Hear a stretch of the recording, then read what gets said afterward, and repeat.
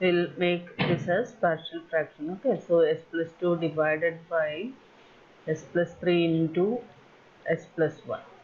So I hope all of you know this one. This we will write as a upon. So there are some conditions before writing partial fraction or converting to partial fraction.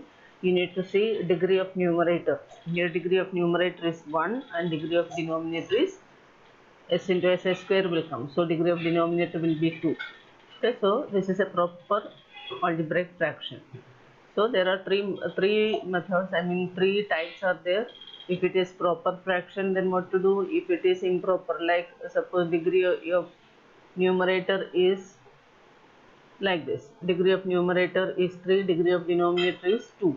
So this is improper fraction. So in this case, there is another method, and if terms are repeating, means if non-factorizable terms are coming, like in the denominator, suppose you have a square plus 4. So this cannot be factorized. Okay, factorized in the sense real terms may this will not be factorized. So in this case, what we do is we'll write as plus b and all. So this is a third way.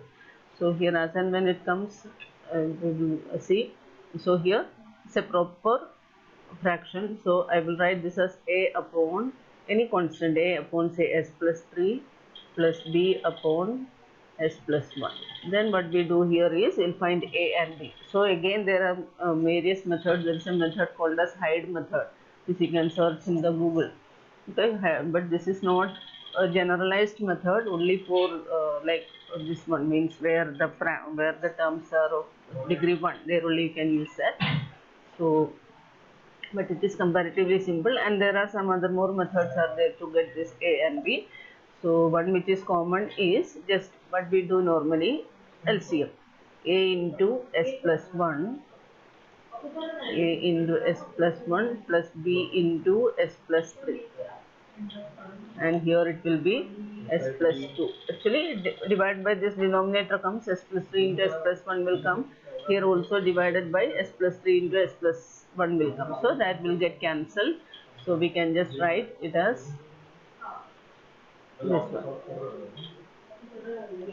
So s plus 2 equal to this one. Now we need to get the value of a and b. Again there are two more methods, that is not only two methods are there. So one is that you will equate the coefficients of variables, like equating the coefficient of s on both sides, equating constants on both sides. You will get two equations. Then solve that two equations, you will get that for a and b. Okay, but the simple method what you can do is, here if I put s is equal to minus 1 in this one, then this will become 0. So a term will become 0, so you'll get b. Okay, so put s equal to minus 1 in equation number 1. So here it is minus 1 plus 2 is equal to, this will become 0, b into minus 1 plus 3. Therefore, here you are getting 2b is equal to 1 or b equal to 1 by 2. B is equal to 1 upon 2. Then similarly, put s is equal to minus 3 in equation number 1. Therefore, here it becomes, equation number 1 will become minus 3 plus 2. Minus 3 plus 2 is equal to a into this one. Minus 3 plus 1 plus b into minus 3 plus 3 means 0. Okay, so you are getting here minus 2a is equal to minus 1. Therefore, a is equal to 1 by 2. So we got a and b. Okay. If any other method is there, you can use that method also. So as such, you will not get any extra mark for solving this one. So therefore, s plus 2 divided by s plus 3 into s plus 1. This is s plus 1 is equal to a. A is 1 by 2 upon s plus 3 plus b is again 1 by 2 upon s plus 1. So we are asked to find L inverse of that one. Okay.